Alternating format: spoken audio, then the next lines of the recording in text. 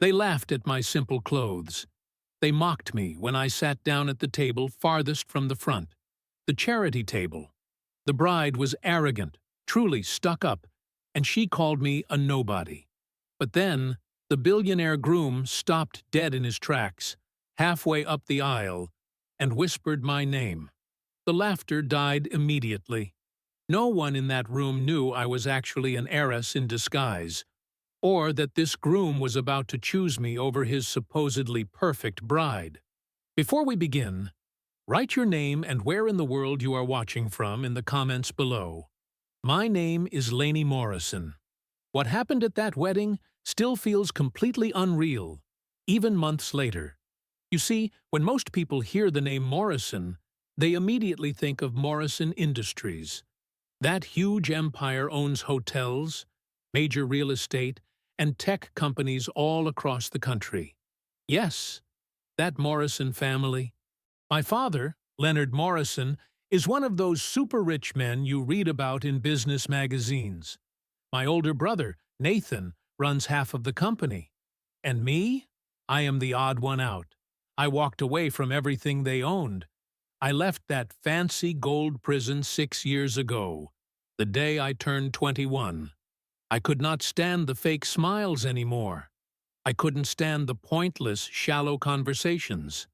All people ever saw when they looked at me was dollar signs. Every friendship felt like a business deal.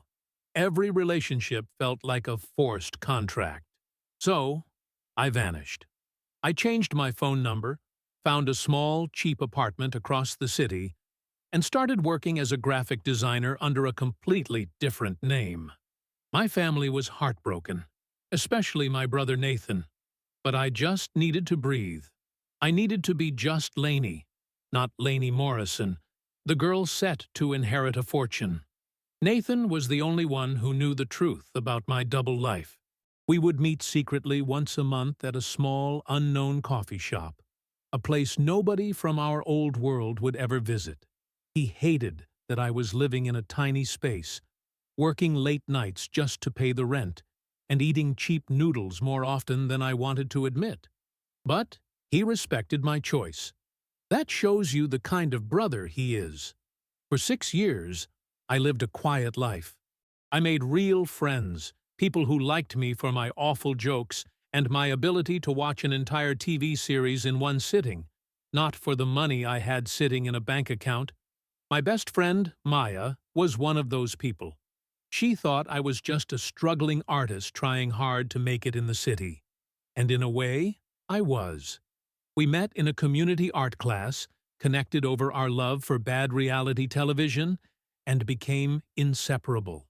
She had no idea who I really was, and that's exactly why I valued her friendship more than anything. 3 weeks ago, Maya called me, practically vibrating with excitement. Her cousin was getting married at Sterling Heights Manor, one of the most private, expensive places in the state. She desperately needed me there for support. She told me, "My family is full of snobs who will make me feel like garbage, and I need my best friend to keep me sane." How could I tell her no? The real problem, though, was Sterling Heights Manor itself. I knew that place well. My family used to host massive events there. I knew that place well. My family used to host massive events there. The day of the wedding arrived under a flawless late spring sky, the kind of expensive weather Sterling Heights Manor seemed to reserve for its clientele. I carefully slipped into the $60 powder blue dress. It was soft, simple, and entirely forgettable, a deliberate choice. The fabric was thin cotton, the color muted, completely devoid of the required sparkle and structure that defined the fashion choices of this world.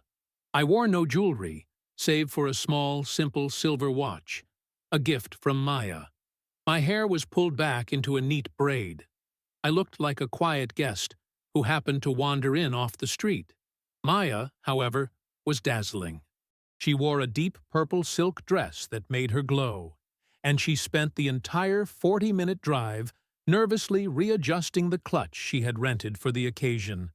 She didn't notice the strange, heavy silence that had fallen over me the moment we turned into the long, manicured drive lined with fountains and imported marble statues. We walked into the pre-ceremony cocktail area, a massive glass pavilion that overlooked the city skyline. It was designed to make the guests feel like gods floating above the common world. The air smelled of white lilies, expensive French perfume, and cold, stinging champagne. Every woman in the room looked like she had just stepped off a magazine cover, draped in tailored silk, diamonds, and judgment. The initial seating arrangement had already confirmed my place in their hierarchy.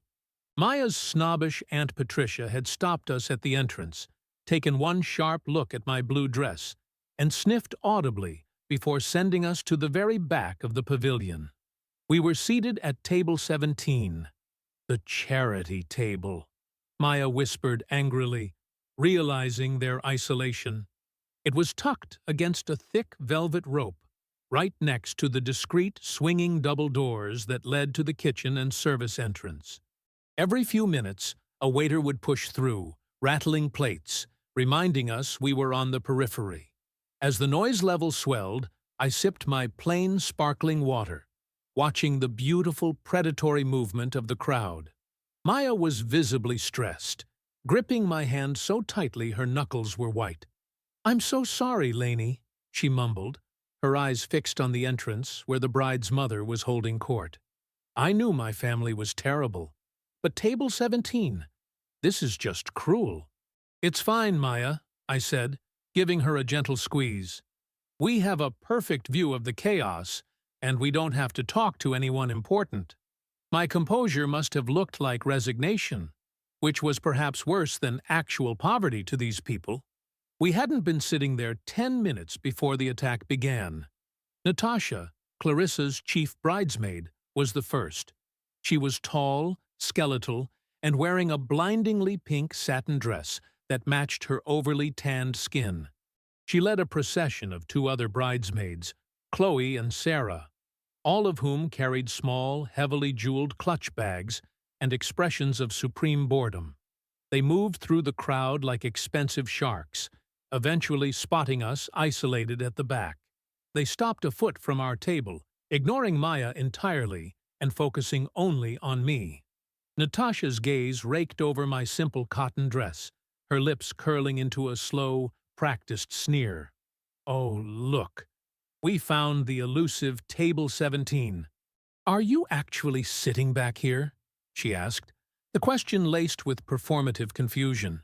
I met her eyes levelly. "Yes, it's quiet." Chloe giggled, covering her mouth with a diamond-encrusted hand. "Quiet? Or just close to the bins? Sorry, that was rude." She didn't look sorry at all. Natasha leaned in, her voice dropping, though still loud enough to carry. "Seriously, darling, no offense, but this is a high-profile event. Where did you find that?" She gestured vaguely at my dress. "Is that linen? Or something polyblend? I haven't seen a matte fabric since high school." Maya finally spoke up, her voice trembling slightly.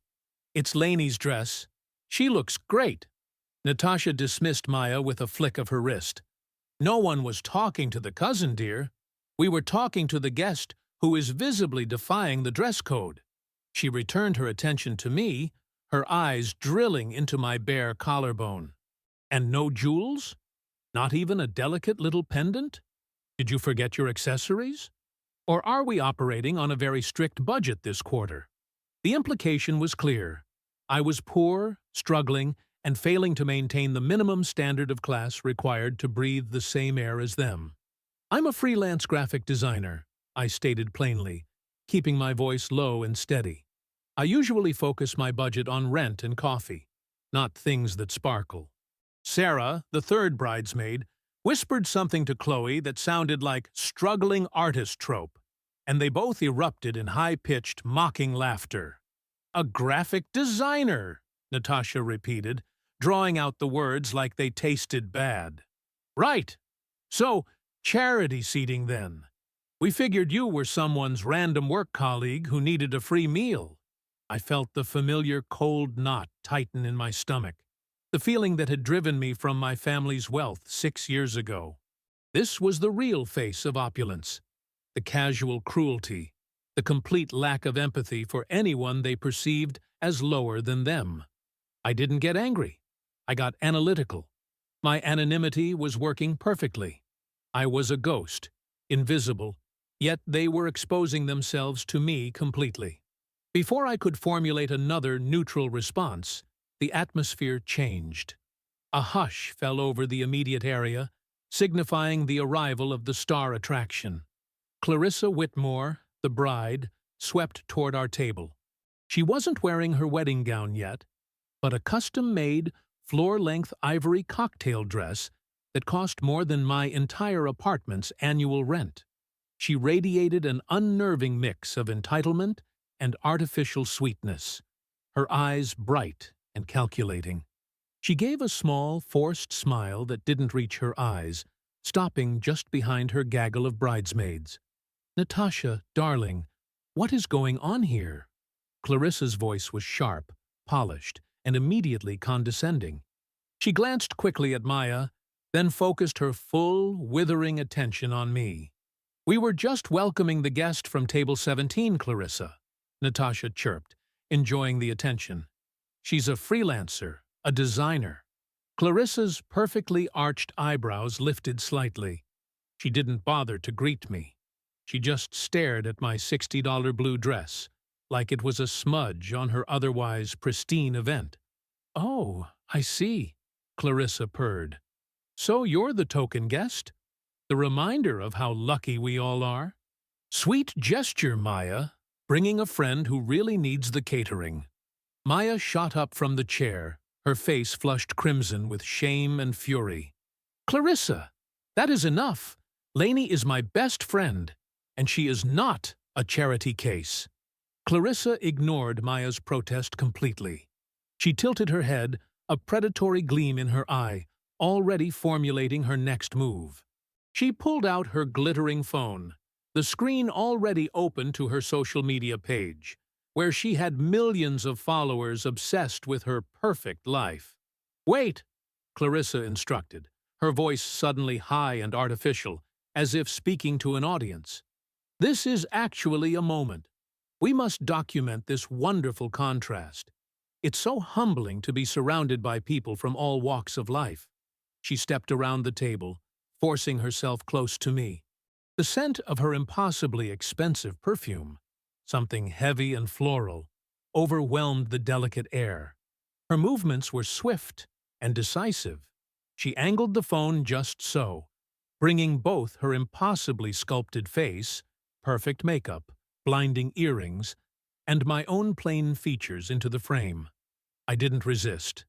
I stood stiffly, holding my simple glass of water, utterly composed, while she pressed her cheek against the air beside my head. The flash went off, a sharp, white burst of light that temporarily blinded me. "Perfect," Clarissa said, pulling away immediately, wiping the imaginary contact from her cheek with a manicured finger. She typed rapidly on her phone, her expression fixed in a vicious smirk. "Just need a caption. How about, 'Grateful for the reminder to stay humble, giving back to the community, one wedding invite at a time. Charity case. Sterling Heights opulence. Bridal vibes.'" She hit post. The action was instantaneous, cruel, and definitive. Within 30 seconds, I could feel the ripple effect.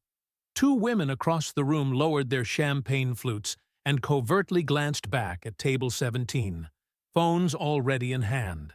Whispers started spreading like a brush fire. Clarissa's posts always went viral instantly. I was now publicly, globally, labeled a charity case. Maya was shaking. She grabbed my arm, her anger overriding her embarrassment. "Lainey, we are leaving. Now." "I can't stand this. We'll order pizza and watch movies. Please, let's go." She tried to pull me toward the service doors, desperate to escape the immediate crushing weight of public humiliation. I stood firm, resisting her pull. Clarissa was still standing there, checking the likes pouring in, radiating smug satisfaction. I looked at Maya.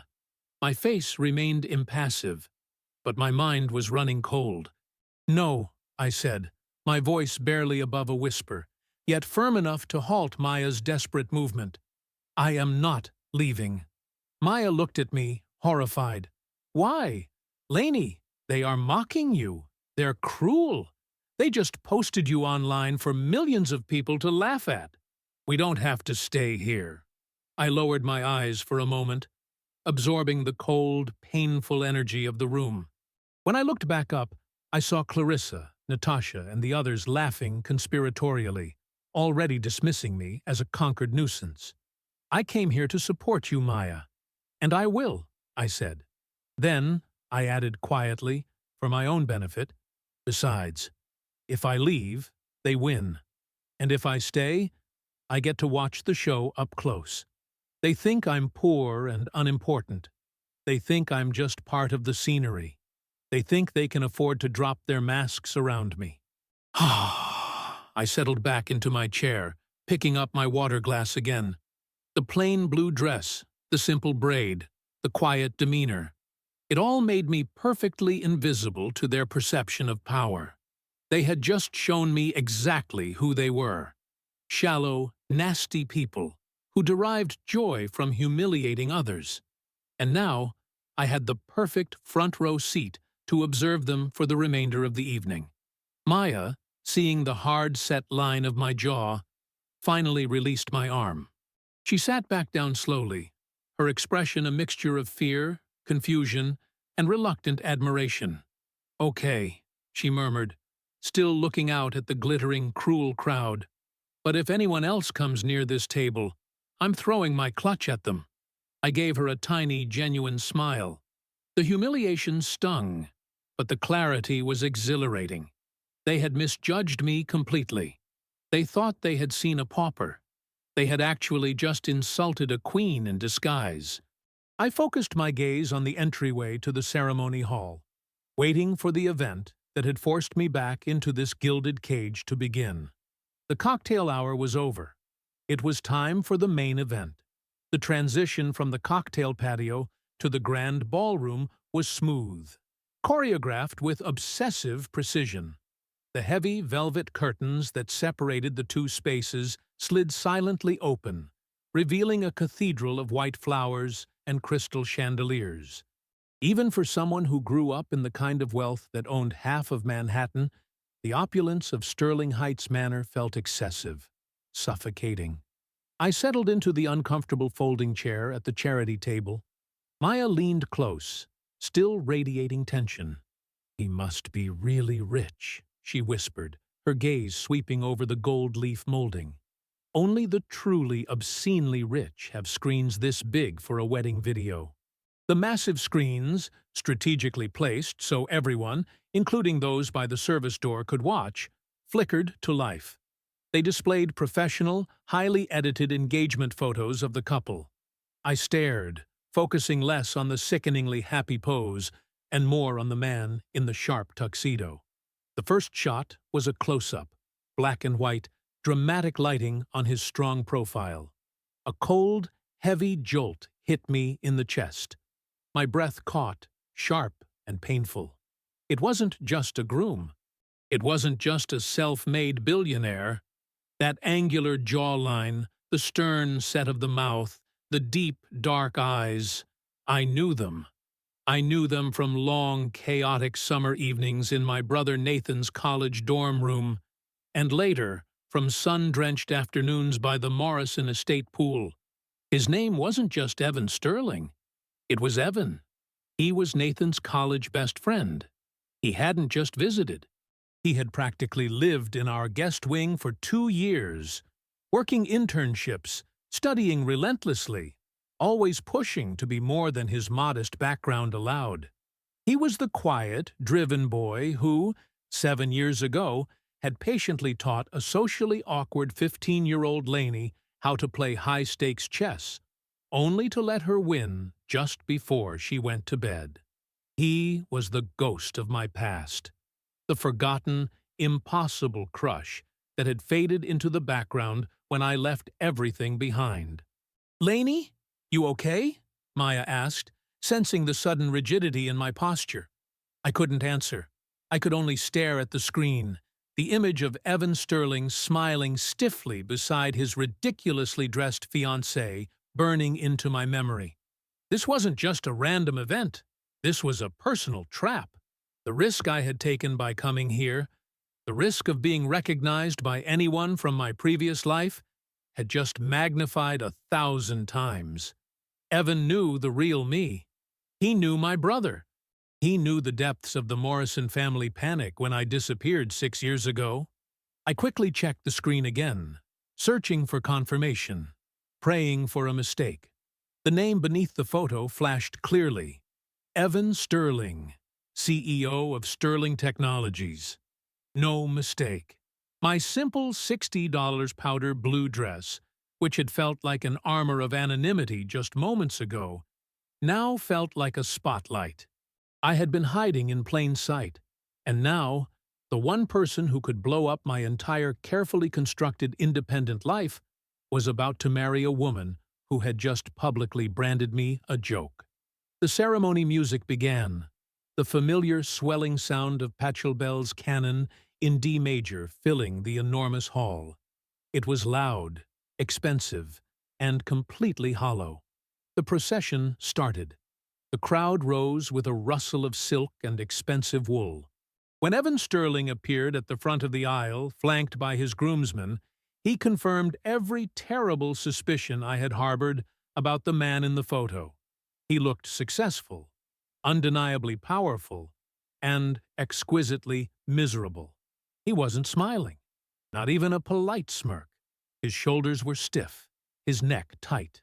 He walked forward with the slow, forced cadence of someone under heavy duress, his gaze fixed rigidly on the priest at the altar, avoiding the 100 judgmental eyes of the socialites who were scrutinizing his every step. He looked constrained, trapped in the tailored expensive suit, shackled by the weight of expectation. It was the same look I had seen on his face during finals week in college, but amplified by despair. I gripped the edge of my chair. "God, he looks miserable," Maya muttered under her breath, completely distracted by the sheer scale of Clarissa's approaching dress. "He does?" I whispered back, my voice dry. I watched him stand perfectly straight, waiting. Why was he here? Evan was ambitious, yes, but he was fundamentally good. He had principles. He had defended Nathan when we were kids.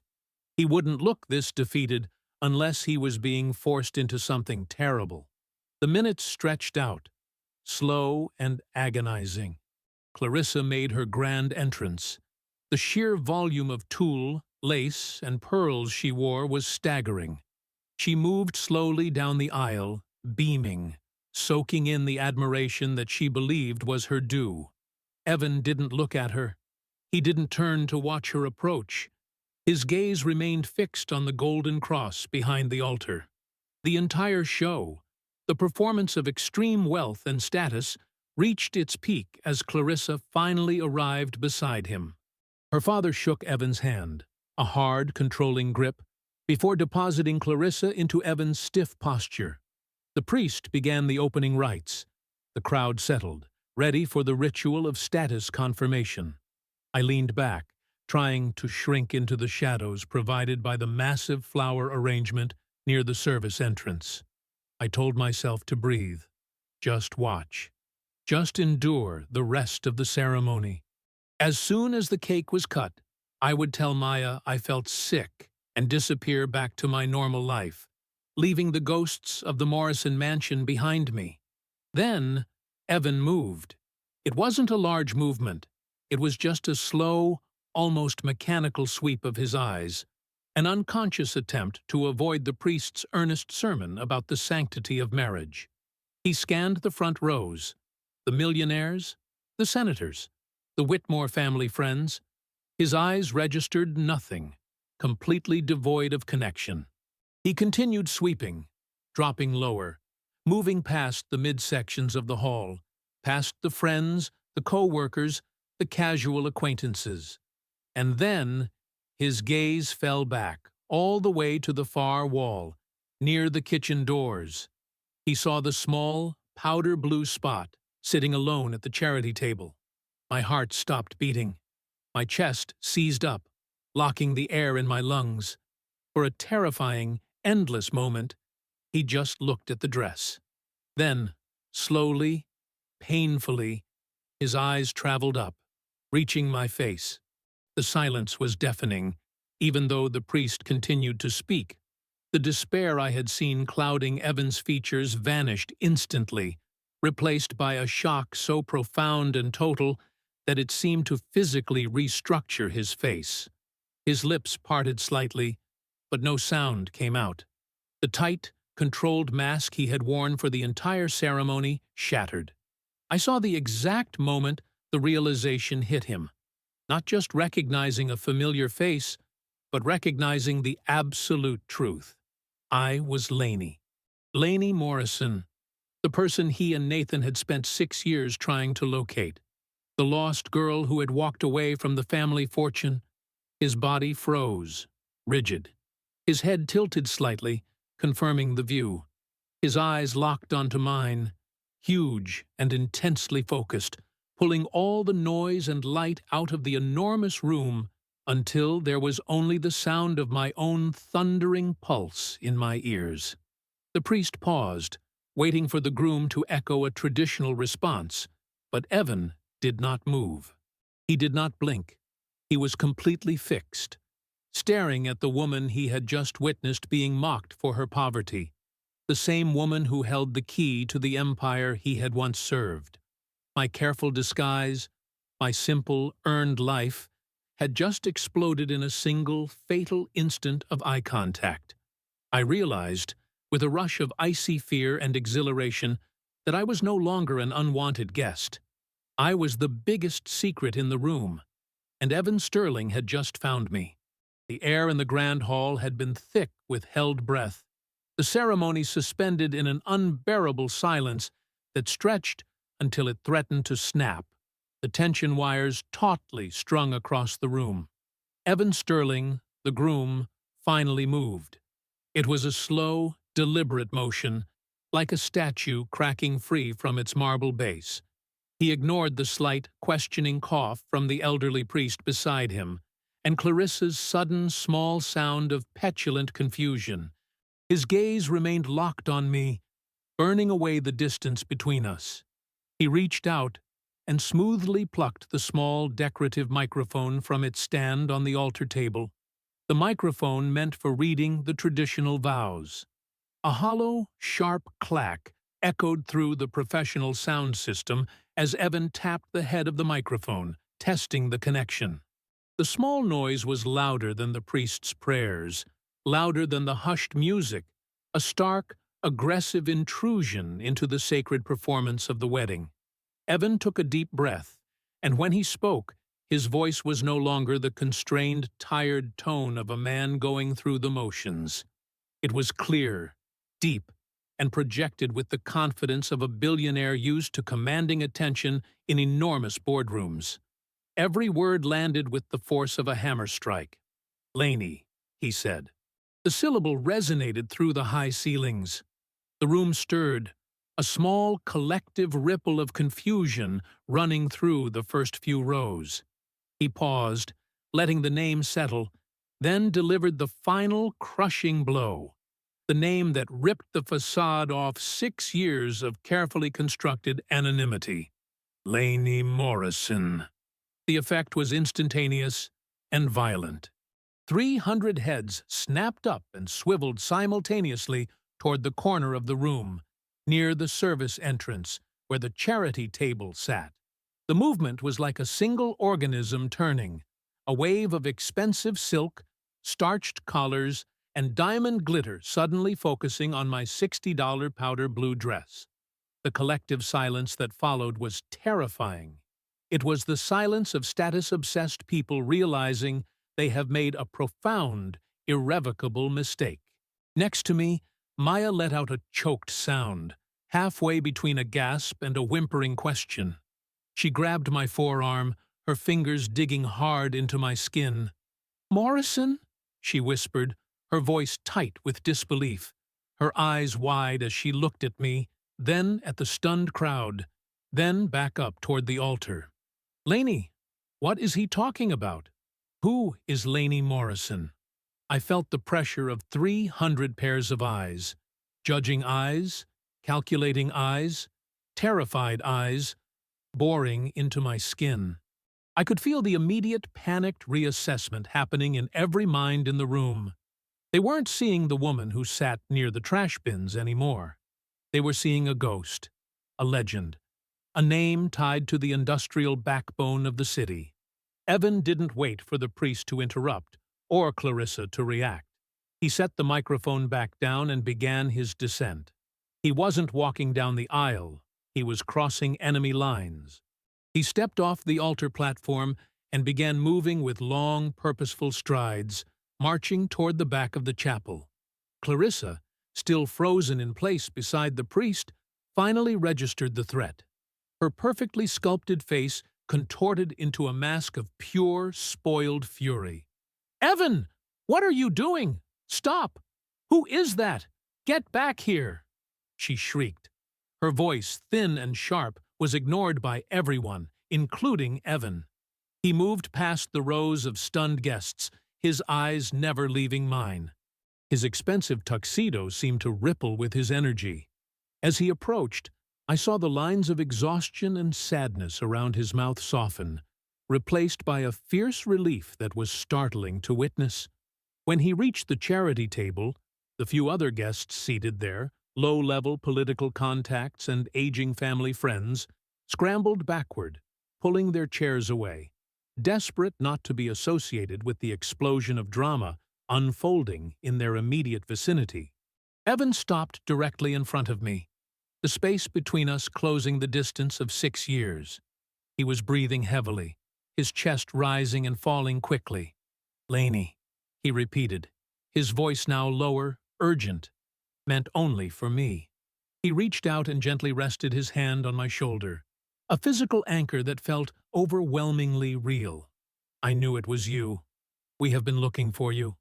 Nathan has been looking for you since the day you left." Maya released my arm and looked between Evan and me, her face pale with shock. "You know him?" I didn't answer Maya. My focus was entirely on Evan. His touch was electric, confirming that this was real, that my quiet life had just ended on the marble floor of Sterling Heights Manor. Before I could speak, Clarissa arrived, having rushed down the aisle in a cloud of expensive lace and rage. She stopped abruptly beside Evan, clutching his arm, attempting to drag him back toward the altar, back toward the planned, ordered future she had purchased. "Don't touch her, Evan. She's nothing. She's just the charity case, the woman we put near the service door. What are you doing? Is this some kind of ridiculous prank? Tell security to remove her right now." Clarissa spat, her tone curdling with disgust as she looked me up and down, recognizing the very woman she had just finished humiliating online. Evan did not even flinch at her touch. He simply removed her hand from his arm with quiet force and turned his full attention to the furious bride. "She is not a charity case, Clarissa," Evan said, his voice flat and cutting. He didn't look angry. He looked absolutely certain. "You should listen when people tell you things. You were so busy looking down on her simple dress that you missed everything." He turned slightly, addressing the entire room, the crowd that was still silent, still watching, their phones already being discreetly pulled out from clutches and pockets. "This is Lainey Morrison," Evan announced, pronouncing the family name with gravity. "The Lainey Morrison, the youngest daughter of James Morrison, heir to Morrison Industries." The effect was deafening. It was not a single gasp, but a mass exhalation, a sound that swept through the rows like a gust of wind rattling the windows. The sheer scale of the revelation caused immediate pandemonium. A few people actually stood up, leaning forward in their seats, whispering furiously. The name Morrison in this circle was synonymous with untouchable power, old money that made the Whitmore family look like a footnote. The swift reversal of status was physically palpable. The same people who had smirked at my simple dress were now mentally calculating the value of the portfolio I represented. The collective shame was thick, radiating outward from the front rows that housed Clarissa's snobbish peers. Clarissa staggered backward, the color draining completely from her face. She looked devastated, not by betrayal, but by the colossal magnitude of her miscalculation. "Lies! That's impossible!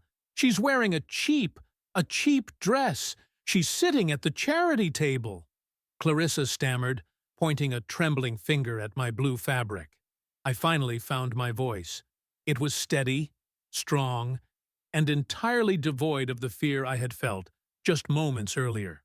I stood up slowly, matching Evan's height and meeting Clarissa's panicked eyes. "It is not impossible, Clarissa," I stated clearly. My attention was fixed solely on the bride, allowing Evan to step back slightly and watch the confrontation unfold. I took a single step toward her, forcing her to instinctively retreat one more foot. "I did not lie to you," I said, ensuring my voice carried far beyond the few tables surrounding us. "I simply wore what I wanted to wear. I did not mention my family, my money, or my last name to anyone here today." I looked directly at the woman who had publicly called me poor and posted a humiliating selfie to emphasize the point. "You chose to assume my worth based on the fabric covering my body," I continued, the accusation clean and sharp. "You chose to judge me, shame me, and broadcast your cruelty to hundreds of thousands of people, all based on a guess. You decided, entirely on your own, that because I was dressed simply, I was worthless. I never offered you that information. You took it." Clarissa's mouth opened and closed silently. She desperately searched the faces of her guests, her audience, but found no support. Instead, she saw embarrassment, fascination, and the dawning horror that they, too, had implicitly agreed with her earlier judgment. They were trapped in the spotlight of their own prejudice, and I, the unassuming girl in blue, was holding the switch. "The truth is, Clarissa," I finished, leaning slightly closer, my voice dropping to a dangerous intensity, "I didn't need to tell you who I was. Your character revealed itself the moment you decided to mock someone you believed was less fortunate."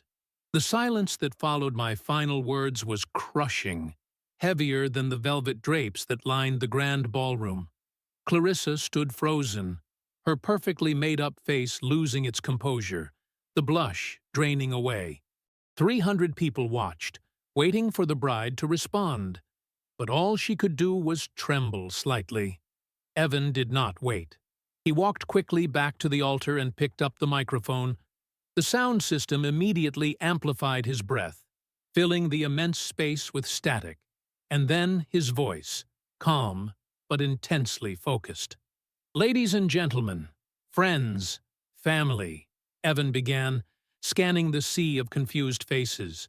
He spoke not as a nervous groom, but as a CEO addressing a hostile board meeting. "Before the priest proceeds, I need to make a statement about why we are here, and why this day must end now." Clarissa found her voice, a high-pitched sound of warning.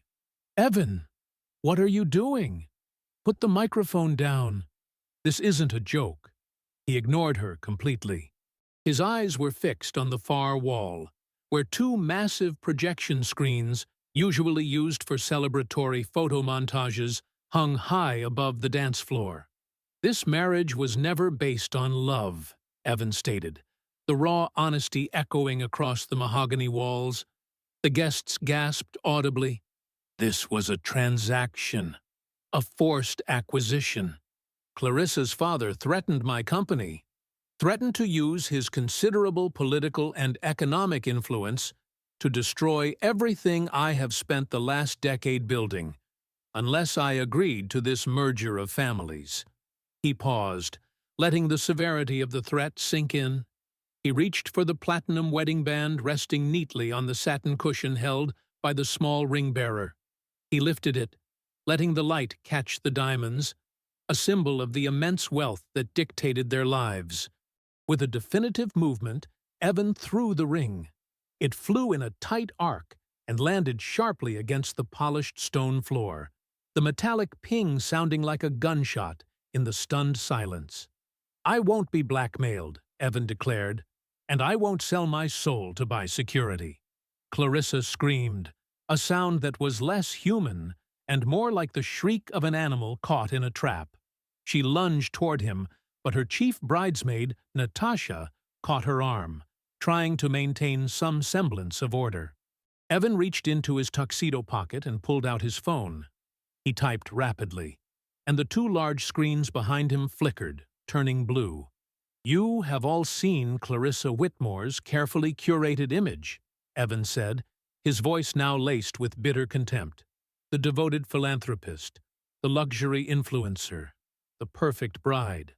But I spent the last year living behind the scenes, and I record everything that concerns the future of my business." The screens flashed to life. The guests squinted, momentarily blinded by the sudden harsh light. The image stabilized, showing a shaky, close-up shot of Clarissa in a fitting room at the manor, talking furiously on the phone. "I don't care if that baker cried, Dad. The fondant looks like a third grader painted it. Tell them they are lucky I didn't fire their entire family. Honestly, these people, they're all interchangeable. Give them enough money for their cheap rent, and they'll forget they were ever treated like dirt." The voice, Clarissa's voice, was unmistakable. It was laced with venom and a casual cruelty that made the stomach turn. Whispers instantly erupted among the seated guests. These were not the gentle murmurs of polite society. They were sharp, shocked exclamations. Many of the guests, who were major sponsors of Clarissa's charitable events, shifted uneasily in their expensive seats. The video cut abruptly to a second clip. This time, Clarissa was standing in the immaculate kitchen of Sterling Heights, tearing a strip off the nervous, uniformed wedding planner. "Did you listen to anything I told you, Brenda? The lilies aren't pale enough. If you mess up the placement one more time, I'm calling your boss and making sure you never work a wedding above the level of a community college cafeteria again. Don't you dare tell me about budget constraints. You only deal with charity cases and minimum wage staff." "This is a sterling wedding." The screen froze on Clarissa's sneering face. The effect was devastating. People reached for their phones, not to record the spectacle, but to shield their faces, overwhelmed by the sudden ugly intimacy of the images. Evan lowered the microphone slightly. "These tapes, which I assure you are far more extensive than these short clips, demonstrate the true nature of the person I was pressured to marry. A person who judges others purely on their assumed financial status and believes that decency is optional when dealing with those she deems beneath her." He looked directly at Clarissa, who had finally broken free from Natasha and was now screaming wordlessly, shaking her head in denial. Before the cacophony could completely overwhelm the room, I stepped forward, cutting a path through the scattered flower petals where Evan had stood just moments ago. I picked up the microphone Evan placed on the stand, ensuring my voice was steady, firm, and equally amplified. "Evan's recordings prove how Clarissa treats the staff who serve her," I announced, capturing the attention that had momentarily wandered to the collapsing bride. "But I also have evidence of how Clarissa and her chief bridesmaid, Natasha, treat the guests they deem unworthy." Natasha, who had been trying to comfort Clarissa, immediately straightened, her face pale. "An hour ago, I was seated at the service entrance, labeled the charity table, solely because of the dress I chose to wear," I continued, my eyes meeting the horrified gaze of Maya, who was still trying to process the revelation of the Morrison name. Clarissa and Natasha then proceeded to humiliate and defame me publicly, posting malicious content online, mocking what they assumed was my poverty. I held up my own phone, the screen facing the crowd. Unlike Evan, I didn't need to wiretap the kitchen. I simply pressed record when I was being mocked. That recording contains clear audio and video of Clarissa's comments, confirming the intent to humiliate and defame a guest in front of this entire party and the thousands of people who follow her social media accounts. I looked directly at Clarissa, whose panic was escalating into full hysteria. "You called me a charity case. You used me as a prop to reinforce your manufactured image of superiority. You chose, Clarissa, to commit slander and defamation against Lainey Morrison." The use of the full name again struck the assembled elite like a physical wave. The collective intake of breath was deafening.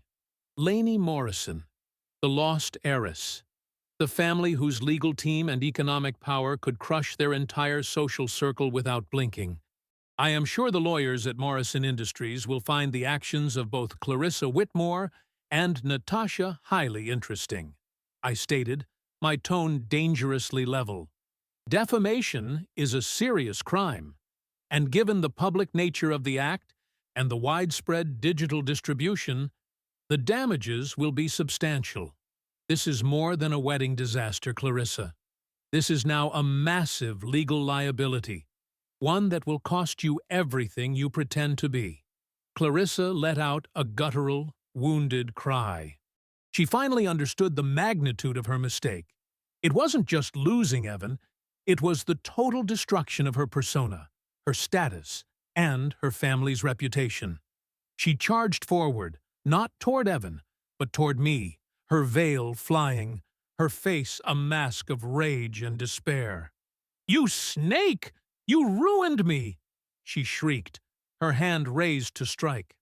Before she could reach me, 4 large uniformed security guards, who had been discreetly placed near the entrances, moved with practiced speed. They intercepted Clarissa instantly, gripping her arms firmly. Natasha cried out and tried to pull her away, but the guards were immovable. The chaos intensified. Guests leaped out of the way, knocking over expensive floral arrangements. The clatter of crystal and the shouting of the guests mixed with Clarissa's desperate manic wailing as she was physically restrained. "Let go of me! This is my wedding! You can't do this! You can't!" Clarissa screamed, kicking at the guard's shins. Her immaculate gown ripped slightly at the shoulder, dragging her down from the illusion of perfection she had so carefully constructed. Evan watched dispassionately as the guards began to haul her, struggling and sobbing hysterically, toward the side exit. He finally met my gaze, a look of profound relief and gratitude passing between us. "Remove her," Evan commanded, his voice cutting through the noise, "and ensure that the recording of her assaulting staff is distributed immediately to every major news outlet and professional association relevant to this event." As Clarissa was forcibly dragged out, her downfall broadcast live by dozens of guests who had pulled out their phones to capture the climactic spectacle. The wedding venue, Sterling Heights Manor, transformed from a hall of opulence into a scene of utter, irreversible disaster. The 300 elite guests began to rise from their seats, a swirling mass of expensive fabrics and conflicting emotions. Shock, excitement, embarrassment, and a fierce, immediate desire to distance themselves from the Whitmore name. They didn't wait for permission. The wedding was over. The collapse was total. The 300 elite guests began to rise from their seats, a swirling mass of expensive fabrics and conflicting emotions. Shock, excitement, embarrassment, and a fierce, immediate desire to distance themselves from the Whitmore name. They didn't wait for permission. The wedding was over. The collapse was total. The massive room, which moments before had felt suffocatingly dense with expectation and opulence, now became a loud, disorganized funnel as people rushed toward the main exits. Phones remained raised, documenting the gilded wreckage. Servers, who had witnessed the entire spectacle, moved with practiced efficiency to begin clearing the untouched catering, their expressions masks of cold professional neutrality, despite the explosive gossip surely boiling beneath the surface. Lainey sat at the small, round table near the service entrance, the charity table she had been assigned. The heavy, gold-painted chairs surrounding her now stood empty, except for one. Maya remained beside her, utterly silent. The noise of the evacuating crowd seemed to pull all the air out of the room, leaving a heavy, ringing silence around the two friends. Lainey reached out, touching Maya's arm.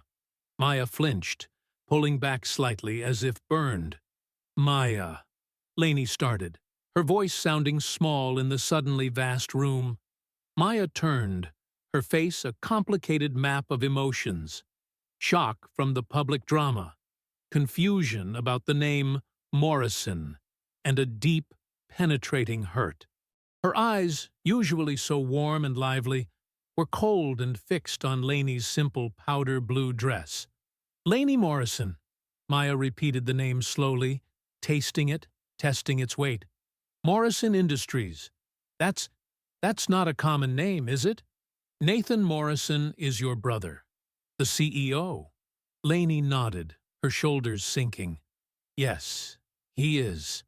"6 years," Maya whispered, the volume increasing until her voice cracked with suppressed anger. 6 years, Lainey. 6 years of telling me about late invoices, about struggling to pay rent on that tiny studio apartment, about having to eat ramen for 3 days because the freelance check hadn't come through. 6 years of telling me how much you hated your family and wanted to make it on your own, but never telling me who they were. Never telling me you could buy this entire manor, dress included, with the change in your couch cushions. The betrayal in Maya's voice was absolute, sharper and more painful than any of Clarissa's cheap insults. Lainey had faced down bullies and arrogant billionaires, but facing Maya's honest disappointment felt like a physical blow. "I know it sounds awful," Lainey pleaded, leaning closer. The noise of the receding crowd was the only thing muffling their private war. "I know what you must think, that I tricked you. But I never wanted that money to define me. I never wanted it to define us." "It wasn't about the money, Lainey," Maya shot back, her voice tight and low. "It was about the secret, about me thinking you were my broke, struggling friend, spending weekends helping you move boxes, lending you $50 for groceries when I barely had enough myself. And all this time, you were her."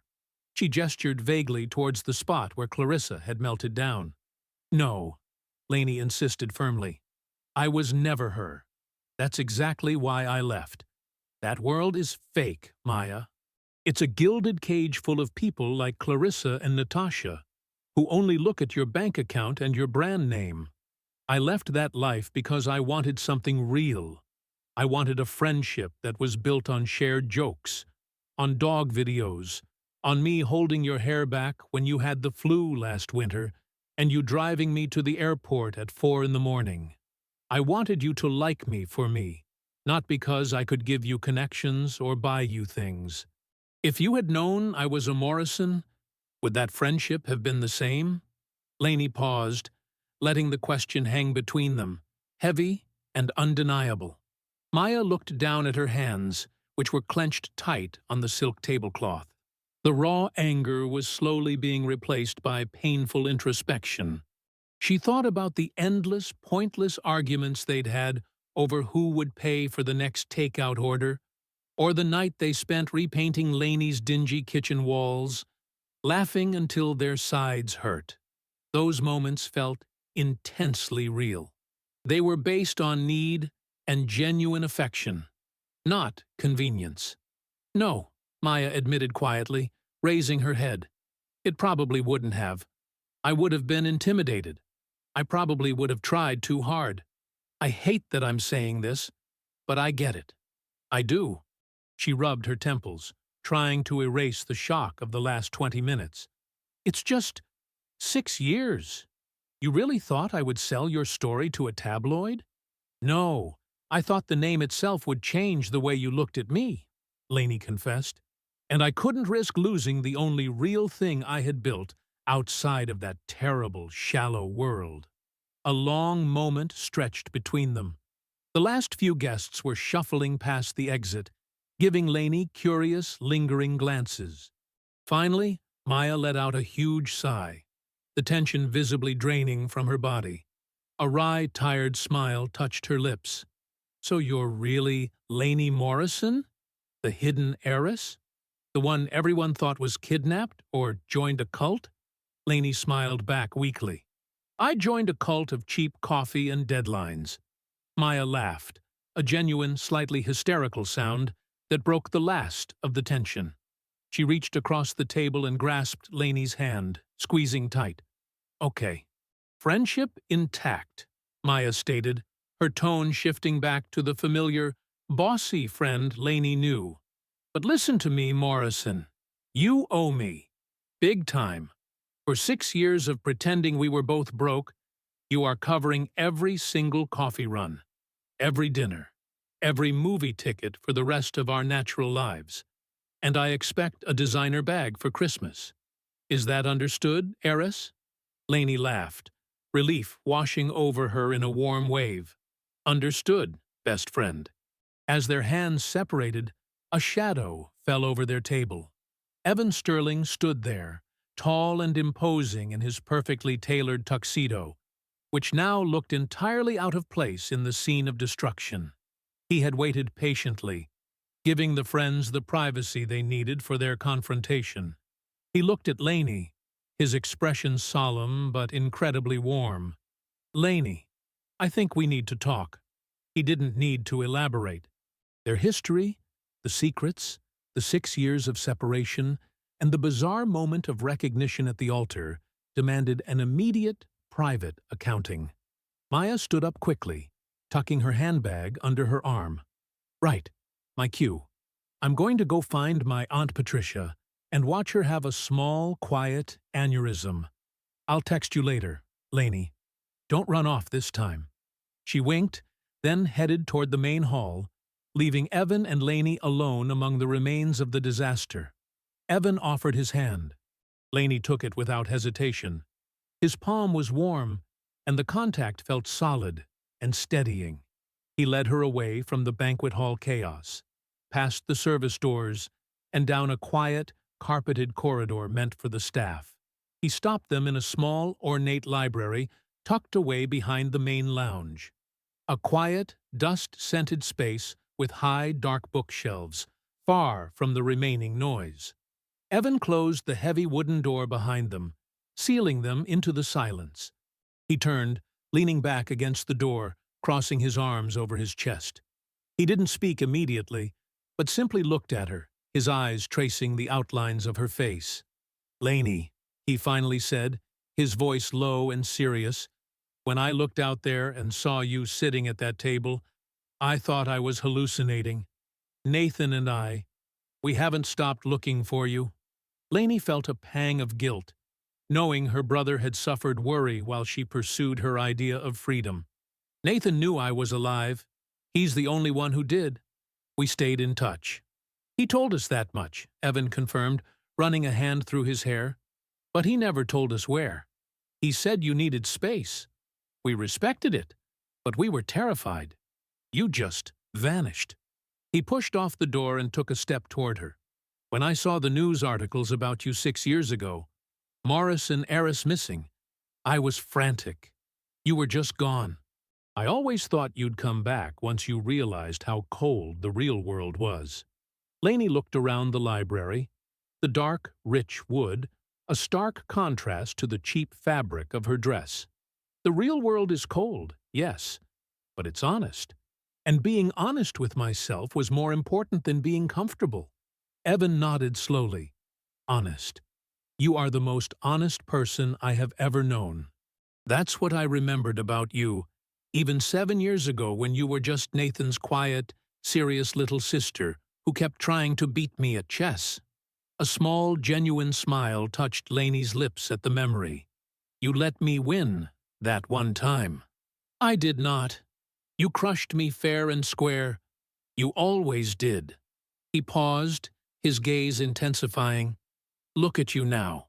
You walk into this viper pit, wearing a dress that screams, I don't belong here.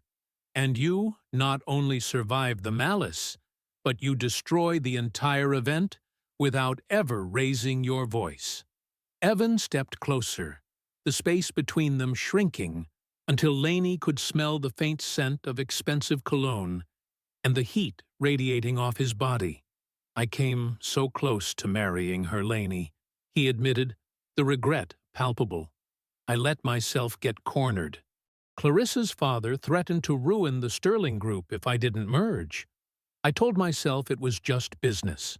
I told myself I didn't have a choice.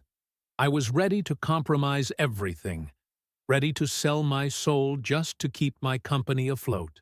His eyes, which had held such profound sadness during the ceremony, now burned with conviction. But then I saw you, sitting there, completely unimpressed and utterly genuine, in that cheap blue dress. And in that second, the moment I recognized you, everything Clarissa represented, the lies, the status, the cruelty, it all snapped into focus. You didn't just save my company from a terrible merger, Lainey. You saved me from myself. I couldn't look you in the eye, knowing I was about to marry someone so fundamentally corrupt. He reached out, his hand hovering for a moment before he gently brushed a stray piece of hair off her cheek. I never forgot you, Lainey. Not for one day. Lainey swallowed, her throat suddenly dry.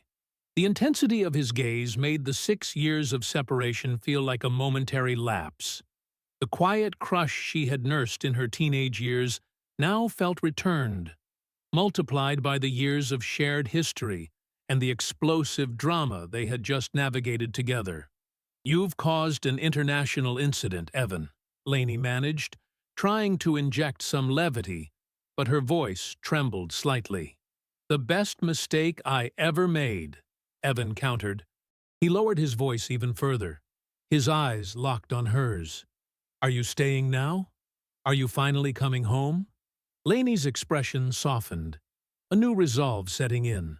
I found my home 6 years ago, Evan. It just happens to be a tiny apartment in the city, where I design logos and pay my own bills. But now, I won't be doing it completely alone anymore. And I guess, she admitted, looking at the remnants of her $60 dress, I might need to buy a jacket for next time. Evan smiled, a true, relieved smile that reached his eyes. Next time, I'll take you out somewhere that doesn't require us to ruin someone's life just to get the appetizers. He didn't try to kiss her or hold her too tightly. He simply kept his hand resting lightly on her shoulder, confirming the connection, grounding them both in the quiet reality they had fought so hard to find amidst the ruins of opulence. The silence of the library was profound, filled only with the promise of a future that felt more earned and far more valuable than any empire of inherited wealth. 6 months later, the opulent Sterling Heights Manor was just a blurred memory, replaced by the crisp, cool air of late autumn in the city. The aftershocks of the non-wedding, however, were still vibrating through the elite social strata. Clarissa Whitmore's carefully constructed world had not just cracked, it had exploded. The Clarissa tapes, fueled by Evan Sterling's broadcast and further circulated by Lainey Morrison's quiet, devastating legal maneuvering, became a global cautionary tale. The tapes exposed a vicious, entitled woman who treated service staff like dirt and mocked the less fortunate with theatrical glee. The immediate fallout was brutal. Clarissa lost major brand sponsorships almost overnight. High-end cosmetic and lifestyle companies that relied on an image of aspirational grace fled her social media platforms, their PR teams working overtime to distance themselves from the venomous videos. Her follower count plummeted, not just because of the scandal, But because Lanisa's revelation had stripped the mask away, she was no longer a dazzling figure of wealth. She was simply a bully. Natasha, the chief bridesmaid, fared little better. The clip of her loudly questioning Laney's dress budget at the cocktail hour was a standout moment in the media coverage, positioning her as Clarissa's cruelest lieutenant. Her father, a mid-level executive at a major law firm, found his career suddenly subject to intense, uncomfortable scrutiny. Within a week, Natasha was quietly let go from her position at a boutique PR agency, a victim of guilt by association and undeniable public evidence of her mean spirit. The world Laney had escaped was designed to protect its own, but it was not immune to the unforgiving verdict of evidence and public outrage. Meanwhile, Mr. Whitmore, Clarissa's father, found his own corporate maneuvering severely hampered. Evan Sterling, free from the necessity of the merger and armed with the full, intimidating legal force of Morrison Industries, now unofficially backing him, had not only defended his company, but had launched a calculated ethical offensive. Mr. Reedy, Whitmore's questionable tactics were exposed, leading to significant regulatory investigations and a painful public loss of face, damaging the very prestige he had sought to secure through his daughter's disastrous marriage. The cost of cruelty, Laney observed from afar, was far higher than anyone in that ballroom had anticipated. For Laney, the resolution was far softer, built on healing and honesty. The immediate relief of stepping out of the shadows was immense, but facing her father and Nathan required courage.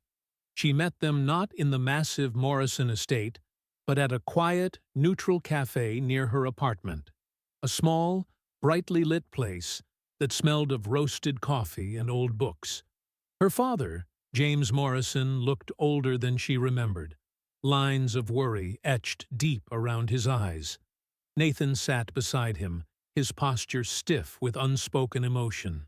"We stopped looking every day, Laney," her father admitted, his voice low and thick with emotion, 6 years of worry pouring out. "Not because we didn't care, but because we knew if you wanted to be found, you'd give us a sign." Laney reached across the small wooden table and took his hand. "I needed to know that I was Laney, the person, not Laney, the vault key. I needed to build a life where people liked me for me, without the complication of $10 billion hanging over every handshake." Nathan, always the pragmatist, gently nudged a small manila folder across the table. "Dad and I have talked. We know your life isn't defined by the company. The trust fund is still there, untouched, and we've restructured the board to prevent any mandatory involvement if you don't want it. You can keep the design business, keep the apartment, keep the blue dress, if you really love it." He allowed a small, genuine smile. "I'll keep the dress," Laney confirmed, laughing lightly. "It's a good reminder." The critical resolution wasn't about money, but control. Her family supported her choice to maintain the simple life she had built. The Morrison name was now a safety net, not a cage. She reconnected openly with Nathan, exchanging daily texts, and the kind of easy, comfortable conversations they had shared before she disappeared. Her father started calling once a week, and those calls were purely about her life, her projects, and her happiness, devoid of corporate obligations. Her friendship with Maya deepened and stabilized. The initial hurt of the deception had faded, replaced by the realization that Laney's secret had protected the genuine nature of their bond. They formally launched their partnership, renting a sunny, slightly cramped studio space downtown that quickly filled with colorful mood boards and the chaotic energy of two creative women focused on building something real. Their shared venture was named Blueprint Creative.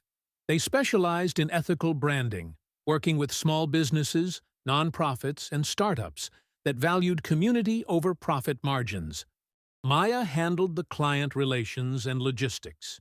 Laney handled the visual design, pouring her talent into logos and websites that communicated honesty and purpose. Evan Sterling, too, had fundamentally changed. His relationship with Lainey was deliberate, careful, and deeply satisfying. They were dating, but the pace was slow, by design. Their dates were quiet affairs, walking through city parks, cooking simple meals in Lainey's modest kitchen, and visiting second-hand bookstores. There was no pressure for public displays of affection or rapid commitment. They focused instead on building a foundation of shared values and understanding. One crisp Saturday afternoon, they were sitting in Lainey's small living room, listening to old jazz records. Evan was wearing a worn denim shirt, looking entirely unlike the constrained billionaire who had stood at the altar 6 months prior. "I sold off the majority stake in Sterling Tech, you know," Evan said, stirring the coffee Lainey had made. "Kept enough to maintain control, but I liquidized the rest. Didn't need the pressure, and honestly, I didn't need the wealth." "What did you do with the rest of the capital?" Lainey asked, knowing the answer but wanting to hear him say it. "I started the Sterling Foundation for Ethical Enterprise," he replied, the new name sounding heavy and meaningful on his tongue. "It's a non-profit. We fund and mentor entrepreneurs who have fantastic ideas but come from disadvantaged backgrounds, people who never had access to startup capital or the right networks." Lainey leaned forward, her eyes bright. "The Anti-Whitmore Fund." Evan chuckled softly. "Something like that? I wanted to build something that actively counters the belief that you have to be born privileged or ruthless to succeed. I was heading down a dark road, Lainey. I almost sold my soul to Clarissa's father just to protect my company. Seeing you there, at the charity table, wearing that beautiful, simple dress, it was a collision. You reminded me that integrity is the only thing worth protecting." Lainey had taken on a crucial role in Evan's new venture. She wasn't a silent donor or a passive partner. She was the lead graphic designer for the foundation, shaping its visual identity and creating materials that spoke directly to the people they aimed to help. It integrated her passion perfectly with his new ethical focus. They spent hours together in the foundation's bright, open office, working side by side, a genuine, equal partnership that mixed business with mutual respect.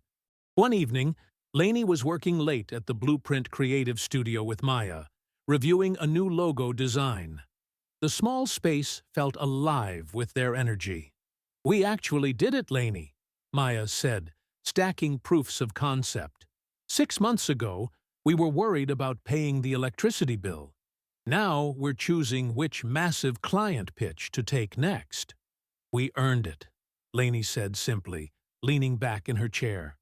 Maya tilted her head, a familiar, knowing smile playing on her lips. "And you're dating a billionaire who now spends his weekends building community gardens and talking about sustainable futures. Not bad for a girl who almost got shamed out of a wedding for wearing a $60 dress." "It's not the billionaire I love, Maya," Lainey corrected, but gently. "It's the man who finally realized he hated being a billionaire more than he loved the title." Maya looked around the studio, then back at Lainey. "So, no huge mansion? No private jets? You still want to stick with this little studio and your simple life?" Lainey looked at the simple, comfortable desk, the view of the city skyline she had worked so hard to afford, and the genuine joy on her friend's face. "Why would I trade honesty for marble floors? The money is there if I ever need it, but the freedom and the integrity are priceless. I learned my lesson at that wedding. The biggest display of class isn't how much you spend, but how you treat people who can do nothing for you." She stood up and wrapped an arm around Maya's shoulders. "That day, Clarissa thought I was the charity case because of what I wore. But she was the one truly poor, bankrupt of kindness, respect, and character. And that, in the end, carries the highest cost of all." Lainey picked up her simple, worn handbag, kissed Maya on the cheek, and headed out into the cool night air, walking toward the car Evan had parked 2 blocks away. A modest, practical sedan, deliberately chosen to blend into the city streets. They were both still rich, but they had traded the gilded cage of status for the open air of purpose. Now we want to know what you thought. From 0 to 10, what score does this story deserve?